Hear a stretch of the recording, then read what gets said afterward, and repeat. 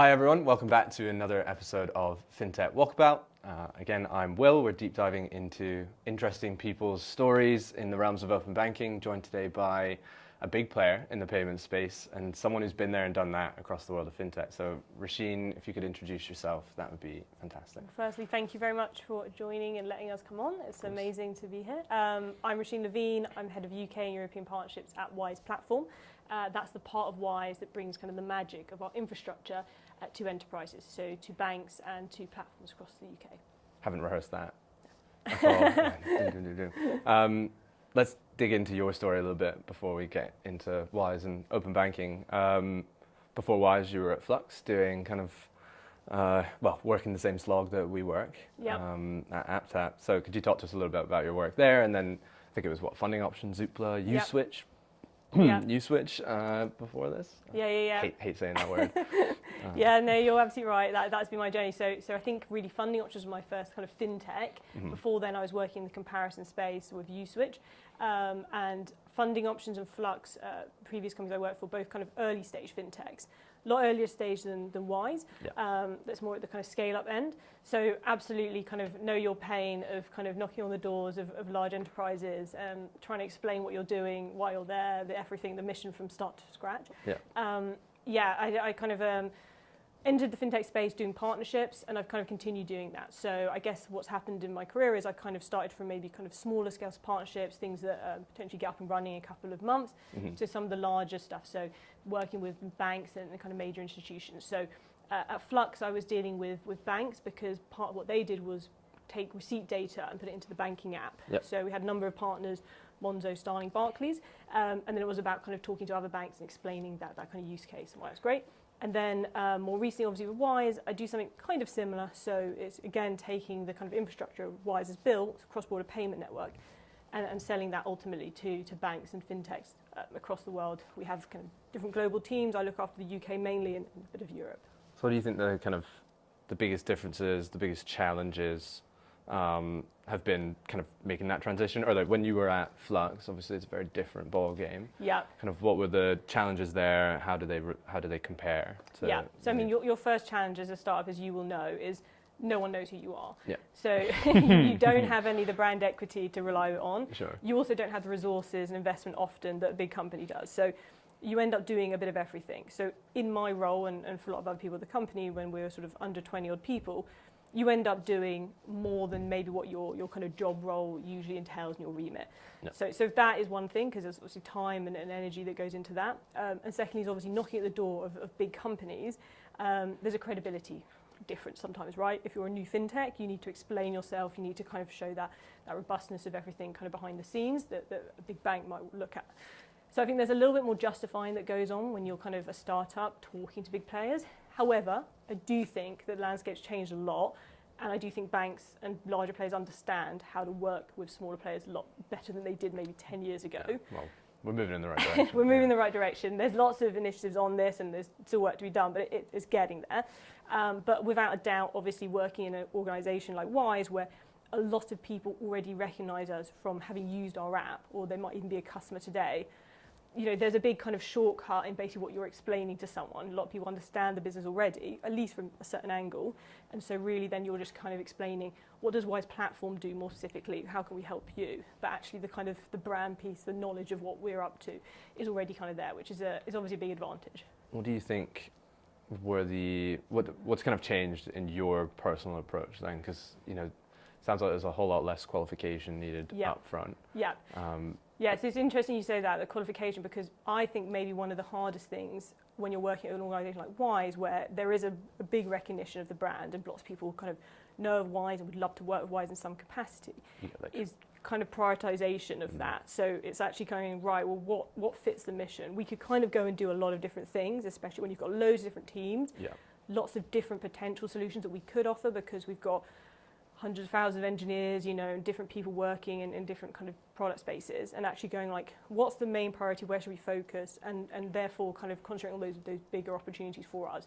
So I think it's totally different, but it's just kind of a flip on that. It's actually rather than kind of going out and trying to get whatever you can, it's more like kind of going, right, this is the right one for us to concentrate on. Yeah. So what's been the kind of driving factor for that shift for you personally? Because that's, you know, going from small, Yeah. sub 50 were you at Flux? Yeah, sub 50 to I think Wise is about 3,200, so very big difference, and ultimately a PLC as well, which is a big difference too.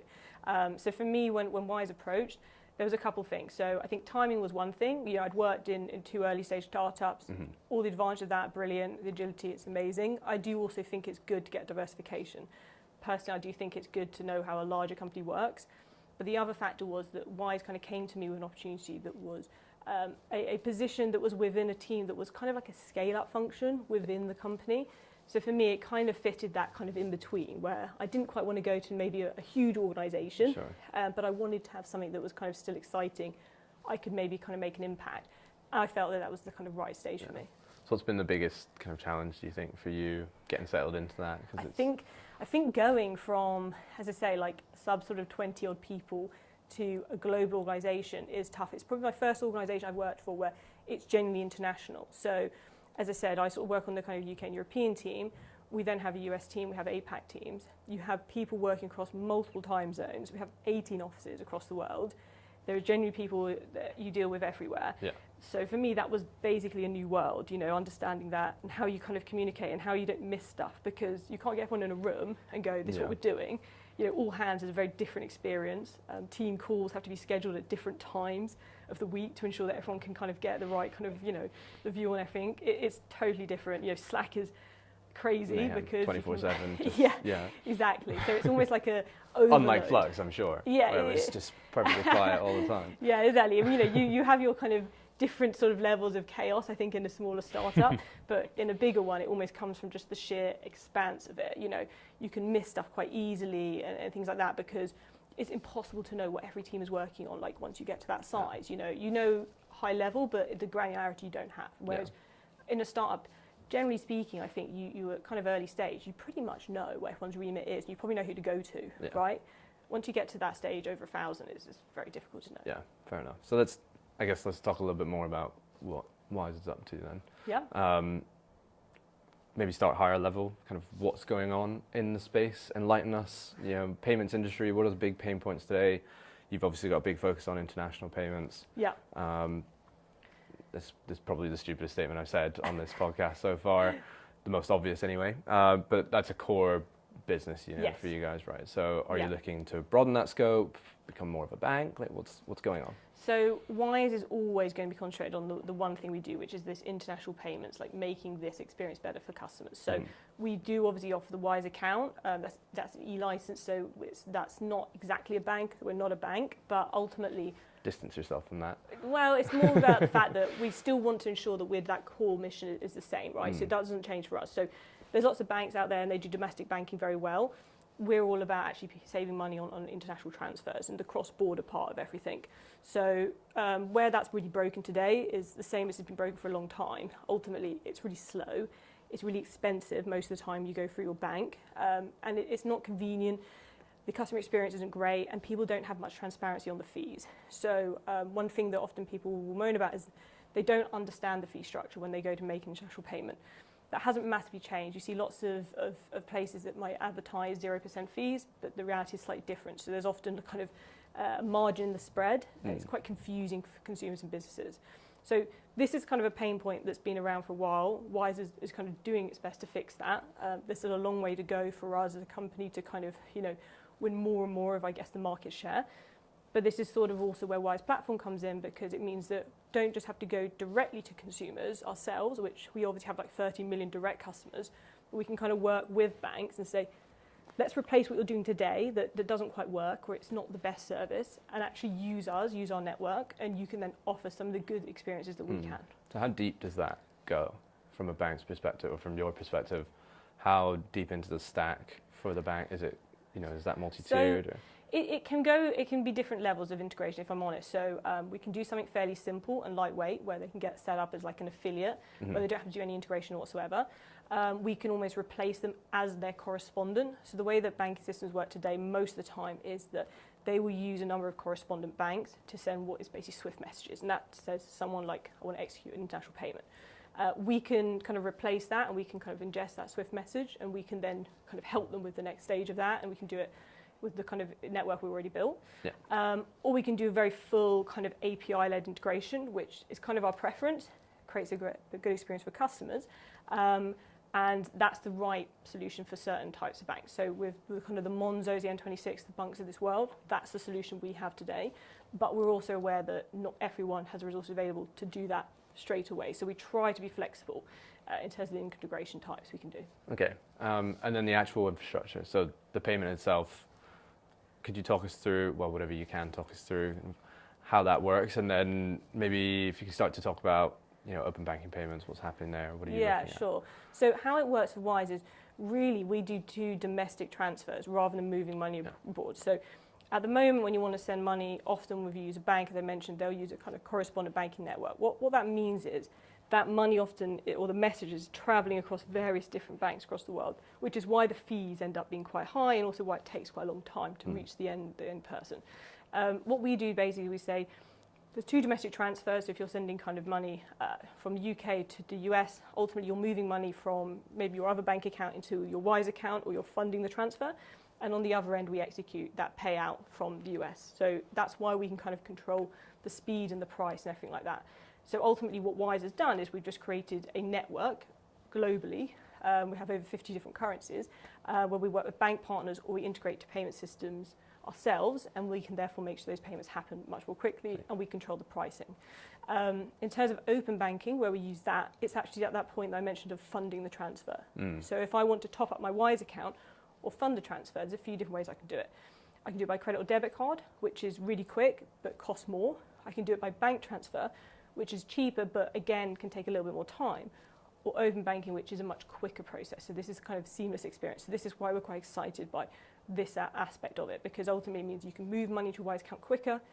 That means the next stage of the journey also happens quicker, so it's much more convenient for the customer. Yeah, and is that something you want to bring into your ecosystem then? So it says, hey, we've got all of these bank accounts kind of pre-connected, and it's... So the idea today is you can do that right now. You can move money from another bank account into Wise. Where we're quite excited is the VRP piece as well, which means that you can kind of set up almost a way of sort of within limitations of moving that money more seamlessly.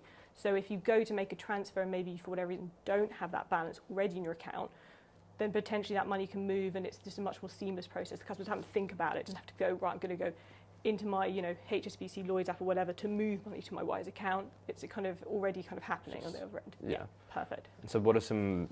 Could you talk us through like a use case in that, right? Is this like... Yeah, sure. I'm sure there are loads. I think like 90% of our team is actually using or has used Wise. So you've got some customers in us, that's for sure. Yeah, it's good to hear. So basically a lot of the time what happens is people might open up, say, a Wise account, or they might go to make a transfer.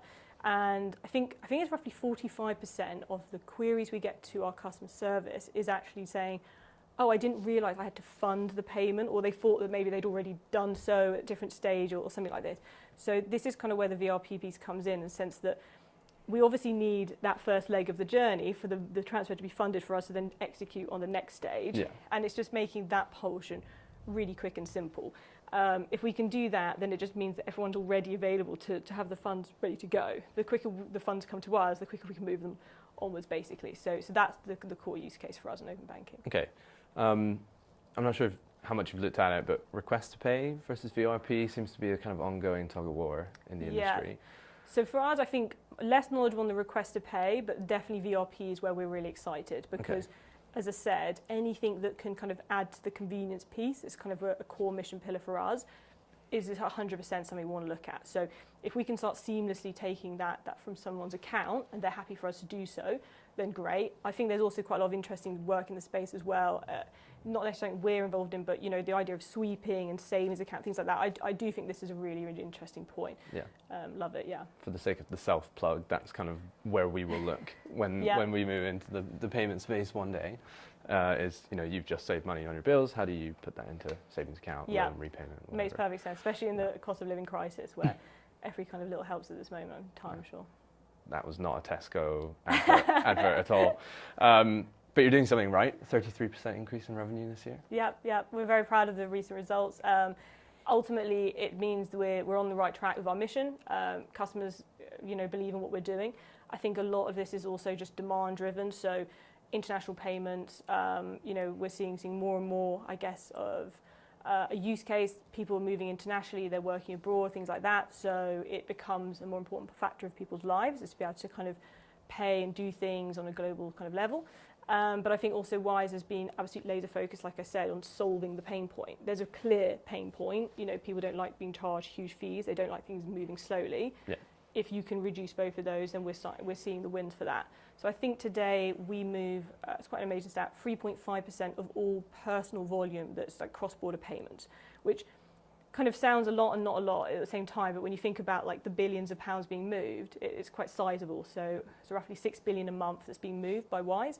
But obviously there's loads more to go if you think about kind of how small that is still and the kind of getting to the 100%. Scheme. Yeah. So you've got the consumer proposition, you got your infrastructure, surely a business proposition as well. Kind of how do you divide up those resources? Obviously you talked about the size of the team and kind of compartmentalizing people, but yeah, what's the thinking? What's the so we have properly autonomous teams at Wise, which was something as well that I hadn't really maybe had beforehand. When I started working at Wise, it was kind of quite interesting to me to genuinely see that teams were given total control over their sort of portion of what they need to understand for customers. So although we obviously have the personal kind of, accounts and the business accounts, those teams sit separately. They obviously still talk to one another and there's obviously overlap of different things, but they are tasked very much with focusing on the priorities for that end user. So truly autonomous teams that obviously then have multiple individuals and different skill sets working within them. The business side of things obviously looks at different things on the personal side, so we have integrations with things like Xero and QuickBooks, that kind of thing that helps business customers. But also then we have kind of Wise Platform, which we sort of see as our B2B, so this is more kind of like enterprise. So not just kind of small business helping them, it's actually us then kind of, like I said, leveraging the network, talking to really, really big potential clients. So that's kind of sits separate as well from the personal, the business accounts too. So where does that leave you in, because you have a relationship with Monzo, right? Yes. And their part of their proposition, especially early days, is being able to make payments while you're on holiday or wherever abroad. How do you balance that kind of, are we competitive, are we not? It's an interesting one, and it's one that obviously I think it comes up a lot. Our view is personally that we have 30 million direct customers, but we're not unrealistic in the fact that everyone in the world is going to necessarily download the Wise app and have a Wise account. You know, it would be unrealistic to believe that. There are lots of domestic banks that do what they do very well on the domestic banking side, and people trust their banks. They hold money, they do other things for someone. But international payments portion is broken. So if we can go to them and say, look, we don't have to be competitors always, we can actually partner with you, we can help you here.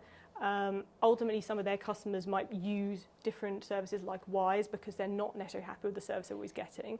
But if we can kind of create an advantage suddenly for that partnership, that kind of changes that dynamic quite a lot. Yeah. We would prefer to see it as we can work with banks, we can cooperate with them, we can better this. And then it's like the mission is then, I guess, both from a kind of personal customers kind of coming directly to Wise, but also through partners, there's a better outcome for everyone. Yeah, that's a huge proposition for businesses especially, right? Yeah. So not pursuing the super app kind of angle, I suppose. We're not a bank account today, so ultimately we're staying focused on the core Revolut's not mission. a bank. No, I mean Revolut isn't a bank right at the moment, so we're staying laser focused on the core mission, and that is basically to make international payments as convenient, as transparent, as low cost and speedy as possible.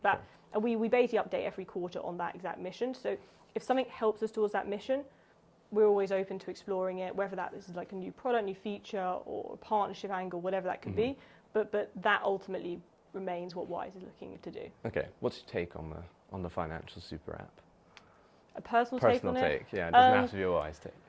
To be honest, I don't think there's many apps that I use and I have like, I'd say a complete holistic view of everything in my finances. So I probably, like many people, have a different app for, buying shares and stocks, a different app for doing something else. So right now, it doesn't seem to be something that I personally use or feel that I've kind of connected to, but I can understand it as it's kind of an objective for a company. If you can pull all those things together, there's potentially a win. What about you? Well, I think we're of the opinion that certain things will consolidate. Yeah. We don't think, or I wouldn't say we've necessarily seen a massive demand for having absolutely everything in one place. Yeah. But it's a question of like what makes sense, and we know that utilities and telecoms providers and so on, people we're focused on for a reason, are struggling to engage with their customer base. Like, I don't know, have you got your Vodafone app downloaded on your phone, right? And that's sorry, Vodafone.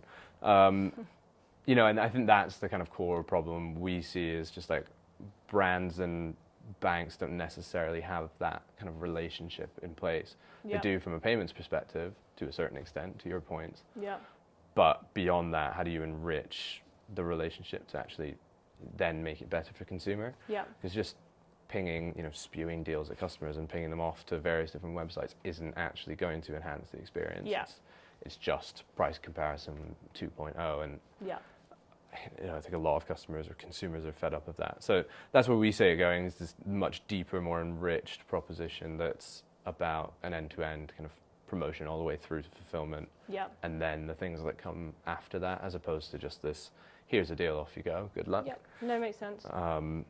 That's obviously very focused on what AppTap does, but I think that goes for anything, right? Whether that's buying a holiday or switching an energy bill. No, probably not an energy bill. Yeah, it does make sense. And I guess maybe as people get more used to seeing, multiple accounts within one place and other information, then maybe it becomes something that people get used to, and they decide, oh, actually, I will start to use this one source to switch or to actually view everything. But I think there's probably just a long way to go before that's really easy for everyone to use, I think. Yeah, and in our work with TSB, we see, compared to our non-financial institution partners, just the trust level is up here, and people are connecting accounts actively, will come in, connect an account, take an action and say, actually, I'm going to connect more and do more things. But, and I like to ask this question, like, does it matter if people know what open banking is? It is an interesting point, because I guess there's a view which is that no one needs to know if it's working really well, in the sense that, if I connect something seamlessly and it goes on in the background and I'm happy with what's happening, then I don't need to understand fully like the mechanics of it. Wise as a company, we believe in transparency as like a kind of core mission value. So I think kind of from our point of view, as long as the end experience and the user does understand what's going on, any data being shared and things like that, it's fine. But personally, it's true that if the use case worked really well and the experience is smooth, then you didn't have to be actually thinking about every stage of that, I guess. And what is open banking? It's not something that necessarily everyone has to understand.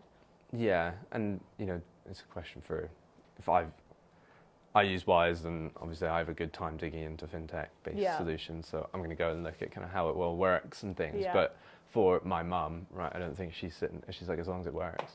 Yes, exactly right. And I wonder, because I think there's 5 million active users, I believe, at the moment of open banking today. And I guess what would be interesting is if you surveyed them, what's their level of understanding of what actually open banking is. And I imagine as that number grows, it's not that everyone's going to understand or know. Lots of FinTech people might love it and they'd be the first users, but not everyone is going to have that level of knowledge, which is fine. Plus, we're starting to go global, I guess. Yes. So we're excited for it. But we're talking to lots of regulators, TPPs, FinTechs, banks, non-banks. Yeah. What is it about open banking that gets you and or Wise so excited? Yeah, I think for us it's coming back to this idea that if we can create that seamless experience for the customer to top up a payment or fund transfer, then that's the use case for us that really works. I think personally, I have lots of other kind of things I'm interested in. I think open finance, like the next iteration of open banking, is kind of like a whole new world that we can sort of look at. But as a company, that's kind of where we see that kind of helping us with the convenience part of the kind of journey. But I would like to see, on a broader level, personally, sort of, what could happen for mortgages, pensions, all these other areas eventually, if things work. And I know that Australia, for example, doing some interesting work. I think it's the consumer data rights, where they're looking at like energy and telco stuff, and I guess it's something you probably interested in kind of watching. Evolve. Yeah, we're very happy about it. Yeah, but this stuff is kind of like is new, but it's kind of like, okay, where could it go next? So for me, that personally is something that I'm kind of keeping my eye on and sort of interesting. I think it's a big kind of value add thing, right? Banks have been oppressed, let's say, by the regulator. Here's open banking, go and deal with it. Yeah. We had Bob Wigley on from UK Finance kind of saying, well, we spent X billion, a couple of £1 billion on this thing. Could we have spent that money better elsewhere? Yeah. So I pose the question of, would you label open banking success or failure today? It's a hard one. So I know that there's been chat in the kind of sector to say if people think that it's a failure if it hasn't enabled lots of switching going on, I think that's a little bit too crude maybe just to say, something's a failure just because one metric. I think, look, I mentioned 5 million people using it, not insignificant by any means. I think the target was something around 30 million by this sort of point. Okay, so you could say, well, it's not quite there on the target, but I think we know these things take a bit of time. Yeah. I think you could also look at the fact that there's loads of TPPs. There's now about 140 or so that's lots of companies using open banking, probably lots of fintech set up with the use case of open banking. I'm sure you guys, part of that was kind of like, this is new technology, let's do something. So that's new business creation. So I think on the whole, it's exciting. There's definitely successful elements. There's more to do, but at Wise personally, I think that we've been able to leverage it, and it's created something useful for our customers. So in that sense, there's a success. Yeah. Okay, it's a very political answer. Yeah, I think we've only had one person who's come in and said not a success. Really? Okay. That's the UK finance guy. So, interesting. Yeah, interesting. But I think it's a fair debate. Like at the end of the day, we have to be able to look at things and measure it and say, well, what did we think was going to be success? What was the level we set to say this is the objective we're trying to hit? And fair enough if there's more to push, but it doesn't mean that we write it off and stop trying. Hopefully. No, I don't think so. Well, we won't. I'm sure it doesn't sound like you guys will either. So what do you think? We've talked to VRP. We've talked some. We do a lot of kind of account information stuff. Yeah. What do you think is next for open banking? I think VRP is taking its time, isn't it? Yeah, VRP, hopefully very interesting. We're looking at that with a lot of interest. But as I said, I am interested in this what can the sweeping do? So you kind of mentioned it there, like if you can move money into a savings account, what does that mean for customers? Like how often are people maybe at the moment just sort of not maybe utilising what they could do and kind of saving money. So I think that will be really interesting, especially the cost of living stuff that's going on. Like I'm sure money management is going to become like a bigger and bigger focus. So anything that can help people in that level would be great. It's incredible, isn't it? I mean, it's something like half the population doesn't even have £1,000 set aside, which is incredible. And now, I think it was the Office for National Statistics saying about 43% of Brits are just going to not be able to pay their energy bills this year, which is energy bills going up to £3,600 in October. The price cap's just very all over scary. the place. So, it's very scary, and people will look for savings as well in other areas. Unfortunately, they'll different. It'll create differences in people's shopping habits. It'll definitely affect the way people think about money and save. So I think that hopefully fintechs are well placed to help with that. But obviously, this is kind of a crisis we haven't seen before. Yeah, but I mean I think we'd go back to if you're not connecting, if banks aren't connecting with merchants themselves, how far can they really go? Yeah. Unless you're helping them take that action, which is why we are vehemently behind things like VRP. But okay, so what comes next for Wise then? You've hired a chief people officer recently, so is this scaling? 100%. I mean, we don't seem to stop hiring. It's been crazy. Even since I've joined, I've noticed the team's growing substantially. So, as I said, I think we're 3,200 people right now. We have a load of open roles. So that's a plug. If anyone wants to join Wise, go have a look at our website because it is genuinely like lots of roles. And the thing that's interesting is we're scaling across all the different continents. So I think APAC has an absolute load of hiring going on. But there are 18 offices globally, so every team is kind of probably looking for someone. And you stayed in London? I'm in London, yeah. So we've got big offices in London. We also have big offices in Tallinn, and we have New York offices, and basically everywhere you can imagine. So they're all growing. For us as well at Wise Platform as a team, we're also growing quite a lot. So part of what we need to do is grow more to be able to kind of help more partners, to reach more partners ultimately from a kind of sales perspective and kind of just going out and prospecting, but also in terms of actually bringing them on, implementation teams, that kind of thing. So we again are also growing quite a lot because we also have lots of different kinds of partners we can help. So we have kind of banks and we have other verticals, so like bill pay, so anyone who has an international payment need. So we can kind of start to, I guess, get more specific in terms of our team structure too. So we're still a fairly early stage team, but that's also a growing part. Brilliant. Well, we're getting close to time. So if there's anything you want to plug, you got your Wise hiring plug in there. If there's anything else you want to... I don't think so, no. I just think, if you're a bank or fintech and you want to check out cross-border payments with Wise Platform, please reach out. Perfect. Well, Roisin, thank you so much for joining us. Thank you, it's another episode of FinTech Walkabout, and we'll see you next time.